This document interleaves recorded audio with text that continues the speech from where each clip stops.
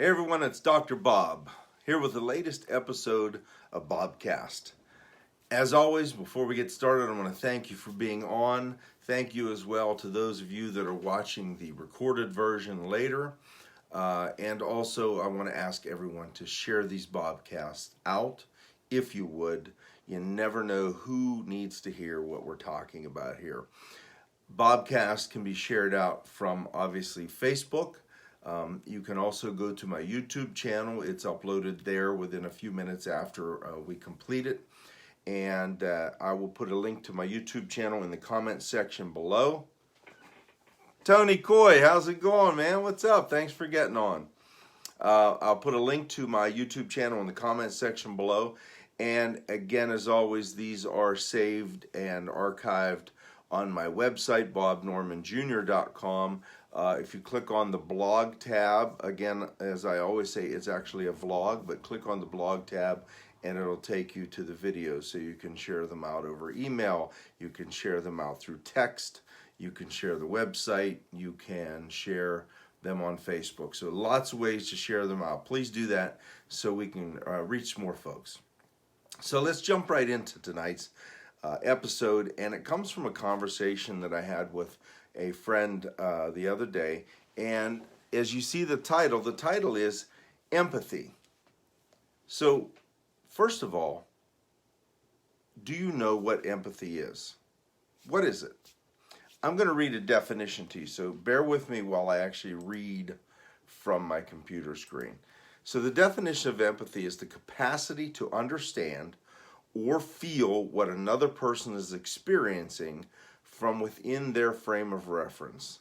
That is the capacity to place oneself in another's position.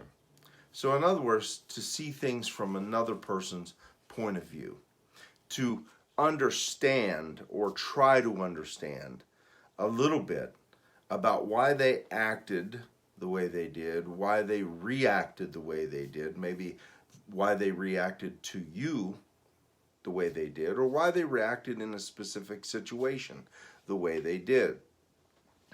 Seeing Tony on there, we used to work together, and there are ways that I'm sure he's like me in this. There are ways that we react to things because of what we used to do for a living. I don't sit with my back to the door when I go out to eat. Amy knows this. She always makes sure I have a seat facing the door. But just things like that. So why do I react that way? If I were out with some folks to dinner and I insisted that I sit with my back to the door, they may not understand why. And that's just kind of a simple example of it. But empathy is the ability to understand, or at least try to understand, the point of view of another person. You don't even have to agree with it, but you need to try to understand it, and you need to have a little empathy if you want to get along better with folks, if you want to have a better life. Let's just be honest about it. So where did empathy go? I read you the definition. I think one of the big problems that we have in our world these days is that we live in a soundbite, a snapshot world, right? And I think a few things probably have had a large impact on that. One of which is social media. People post the best things about their lives on social media. In fact, they did a study and showed that even people are depressed as a result of social media because they see people doing all these wonderful things and they compare their life to theirs, and they think their life sucks when actually they're looking at only the best highlights of other people's lives. I think it probably also comes, what's up, Dylan? I think it probably also comes a little bit from 24/7 news. And I mentioned news and social media last week, and I mentioned it several times because I think it's had a big impact on our lives. Again, we live in an absolute soundbite snapshot world, right? We see a snapshot, and then we make a complete determination about the entire situation based on that snapshot, whether it's a picture on Facebook or Instagram, or whether it's a story on the news, or whatever it might be. We determine, we we build an entire situation around a snapshot without ever considering any of the other facts or conditions that were going on. So I'll give you an example of that too. Someone once said, and I'm going to paraphrase it because I can't remember it specifically, but they said that looking at a snapshot, when you look at a snapshot of something and you make a determination on things, you're going to miss out on backstories, you're going to miss out on conditions and situations where life is not a snapshot. Life is more like a video. You can see things that led up to your encounter with each other. You can see things that led up to that person being dressed a certain way. You can see things that led up to maybe a person acting a certain way or doing certain things, right? So life isn't a snapshot. I need you to understand that, and I need you to stop looking at life like that. Stop looking at life looking at a soundbite or listening to a soundbite or looking at a snapshot and coming up with an entire life story about what's going on. And it doesn't matter what it is. It's everything, right? Social media, again, and hi, Teresa. Social media and 24/7 news coverage, I think, are just killing empathy because everybody thinks they know everything, right? Everybody's got their cell phone out. They take pictures. They do things, whatever it is. I did some experiments, not on purpose, but they came out to be experiments. Amy and I do a lot of work outside of her place and my place and things like that. And sometimes we're working late and doing things. And it was a couple weeks ago, we wanted some pizza, so we went to Pizza Hut, and they do curbside, but they didn't answer the phone. So I was like, well, I'm just going to go in. Well, for a minute, I was kind of mortified because I had been outside working all afternoon and evening. I got cleaned up, but all I had at her house were some sweats. So I threw some sweatpants on. I had this funky shirt on, and I threw some Crocs on, right? And I would never go anywhere like that. But I went into the Pizza Hut. I said, to heck with it. I'm going in. I'm going to get my pizza, you know. And the reason I say that's an example or an experiment is because I started to wonder what people were thinking about me when I went in there, about how I was dressed, and how they could come up with a judgment on me without knowing the fact that I was helping my girlfriend clear her property all afternoon and evening, and I was tired and hot and hungry, and that I didn't have any other clothes at her house other than sweats that day, right? And so I think a funny story about that is a guy walked in behind me like 2 minutes afterwards that made me feel totally cool because he was in like pajama shorts and bedroom slippers or something. So I was gold then. But the point of the story is that people will judge. We've become so judgmental and we've lost empathy to the degree that I was worried about what they would think about me in Pizza Hut picking up a pizza, right? And that's kind of the experiment that we went through. I want you to understand that kindness and empathy come from a place of strength. Weak people are not kind. Weak people are not empathetic. Weak people are ignorant and rude and judgmental. That's a sign of weakness. I'm going to say that again. Empathy and kindness come from a place of strength. It takes great strength to be kind to people. It takes great strength to be empathetic and try to understand other people's situations. It's easy to be rude and mean and unkind. It's easy to be judgmental. It takes no work at all. It takes work to be empathetic. It takes intelligence to be empathetic because you've got to think about things a little bit. It causes you to work a little bit. It causes you to have to think about a situation and possible other reasons for what's going on. I got a couple of sayings for you when I talk about that coming from a place of strength. A lion never has to tell me he's a lion. Right? the loudest guy in the room is always the weakest guy in the room. Right? You ever notice that? You ever notice the loud mouth? It's always the loud mouth are the weakest people. They're trying to make up for their lack of strength. And I don't always mean physical strength. I could mean personal or emotional or mental strength as well. I'm going to tell you another quick story. This one happened when my son Kyle was, he was probably about 10 or 11. So this is a while back. But this story just kind of encapsulates what I'm talking about. We were out to dinner at Maloney's, which is a little Italian restaurant in Uniontown, PA, here where I live. And we were sitting at dinner, and there was an old man sitting by himself at a small table over against the wall. And he was disheveled. I mean, he could have looked a lot better. And he seemed to have had a couple of cocktails. Not many. I mean, he wasn't drunk, but seemed to have had a couple of cocktails. And he seemed very distraught. He was, his head was down, and he was just, you could just tell. You could just feel it coming off of him that something was wrong, right? And I'll never forget, there were these two bus boys, too, that were standing, young guys, teenage, high school, whatever, college. They were standing nearby, and they were making fun of him. They were pointing at him. They were laughing at him and things like that, right? And it was around Christmas time, too, if I remember. And I like to try to do things for people, but around Christmas, I always turn it up a couple of notches anyway. And so I called the waitress over, and I asked the waitress for his check. I wanted to pay his check for his meal. And I didn't want her to tell him that I was paying his check. But before I could tell her that part, she had already gone and got his check and brought it to me and told him that I was paying his check.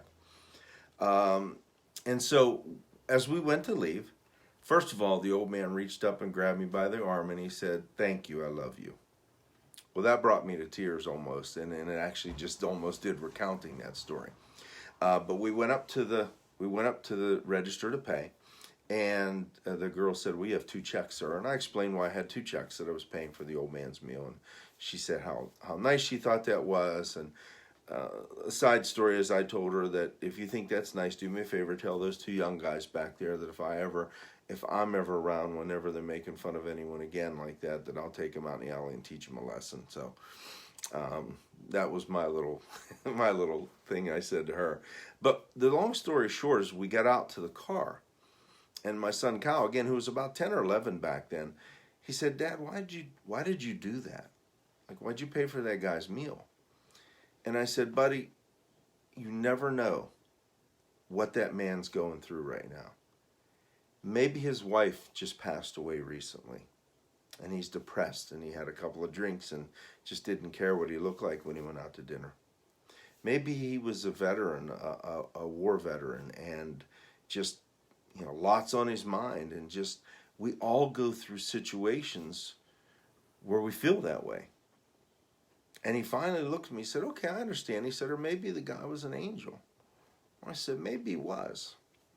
But the point of the story is that I taught him that there are alternative answers to the situation. It doesn't always mean that was some bum, some drunk bum that needed to be made fun of. He could very well have just lost his wife. He could very well have had some problems from being in war. He could very well have had other issues. Maybe he lost his job. You never know what other people are going through. You never know it. So stop looking at a situation like that, making a snap judgment, because that's what those young boys did. They made a snap judgment about that guy, and they made fun of him. How would they have liked it if it had been their grandfather, or their dad, or maybe them one day? See, empathy starts at home. Maybe you need to practice it a little bit more. Maybe we need to practice empathy and let our kids or our grandkids see us doing it. Maybe we need to teach by example young people empathy, because I really feel like empathy has been lost over the generations. I really feel like the younger generations really lack empathy because at some point they weren't taught it. And I'm not sure where that is. I'm sure we could research and find out. But we need to be teaching younger people empathy by example. Because one day it may be you that needs that empathy. I want you to think about that for a minute. Maybe you, if you're in their shoes, would want to be treated the way I did that old man. It's called the Golden Rule, right? We used to teach it, we used to learn it, we used to live by it. But these days, we judge people. We make snap judgments based on their appearance, based on the clothes they're wearing, based on the car they drive, based on the fact that they're overweight or their hair. We make snap judgments about people for thousands of different reasons, all day, every day. And again, I really think it's been promoted and pushed, and I think it's as a result of social media and of the news. Now, I'm not one of these people that's telling you not to be on social media. Clearly, I'm on it. I'm on it a lot. But you need to understand and put into context what you're looking at. Put into context what's going on. Ask yourself, what happened up to this point? Why, if you care, if you look at somebody and you want to make fun of them or judge them for the way they're dressed or the way their hair's done or whether, maybe think about the possible alternatives. That's all empathy is. Considering other alternative answers to the situation. And again, I'm going to say it again because I really think it bears repeating. Empathy starts at home, as does everything, right? But empathy starts at home. Maybe you need to practice it and let others, including your kids and grandkids, see you doing it. Set an example for them. Teach them empathy. Let other people in the world see you being empathetic.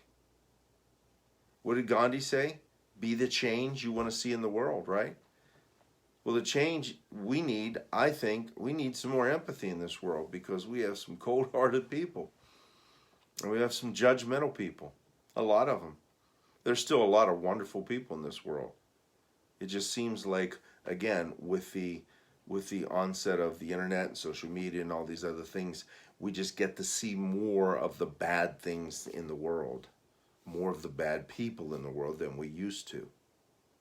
But set an example of being empathetic. Look out for others. Consider the situation. Consider the backstories.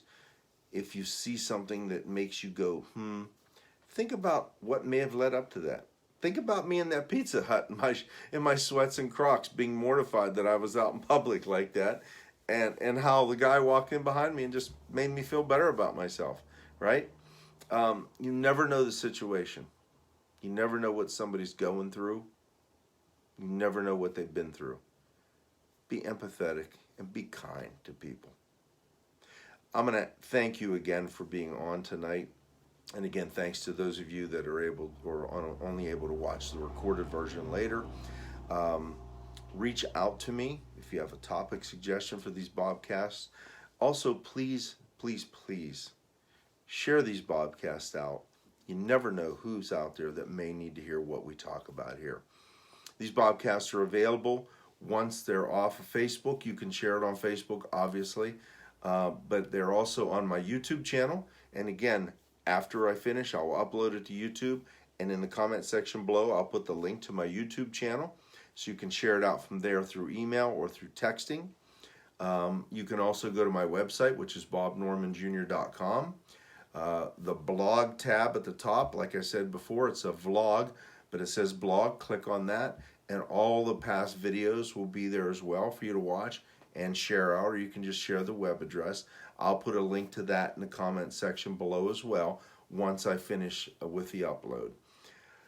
Be empathetic, be kind, stop looking at life as a snapshot. Life is a video. Have a great evening, and I'll see you soon on the next episode of Bobcast.